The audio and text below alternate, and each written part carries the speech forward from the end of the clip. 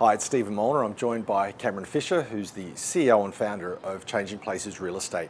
He's one of the expert team members that Investors Prime have in terms of helping our clients achieve their results. Cameron, sometimes people actually, and you could almost say Australians are a bit like this, they want to be a jack of all trades, and some people want to save a few bucks and they think that they can manage a property themselves if they're the landlord. You hear about this, what are your thoughts on this? Yes, look, Stephen, it's a good point that you raised, because there are people out there who are very competent and able to manage properties. You usually find, though, it's when someone has a number of properties, because they can then devote a fair amount of their time to it. Yep. Because there is a lot of time involved in successfully managing a property, that's for sure.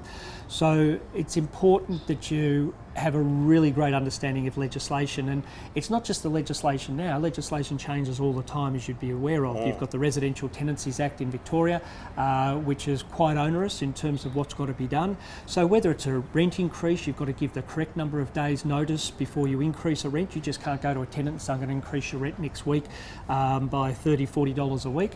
You've got to give a minimum period of notice, as such as 60 days. Also, rent increases can't be too high, otherwise the tenant can take you to VCAT and argue that the rent increase was too high. So that's just one example of the hundreds of different laws that govern property management and residential property for lease in Australia, or in Victoria in this case.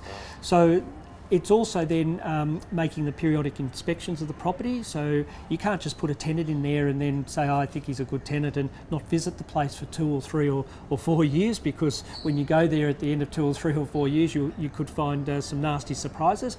You'll also could find that there's a whole lot of people living in there instead of just 1 or 2 people. You could find out that there's animals living there when there weren't going to be animals, etc.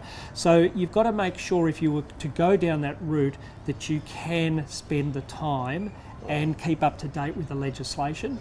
Sounds like a big job, yeah. Yeah, and you get down to things such as tenant checks. You know, have you got access to the various databases to check whether a tenant has had a history in the past of not looking after a property, or not paying their rent on time, or not paying their rent at all, which is even far worse. So there's a whole lot of things there. And when you look at a management fee of around 7%, for example, on every $100, that's $7. If you've got a property at, say, $400 a week, it's only costing you $28 a week to have that property professionally managed. And when you look at that as also being tax deductible against your rental income, it's not a big expense at all, and it really gives you that comfort, that safety, as long as you pick your property manager wisely, because you know, again, you can pick the wrong property manager, it can have a detrimental effect also. Very important. Thank you. Thanks for that, Cameron. Thank you.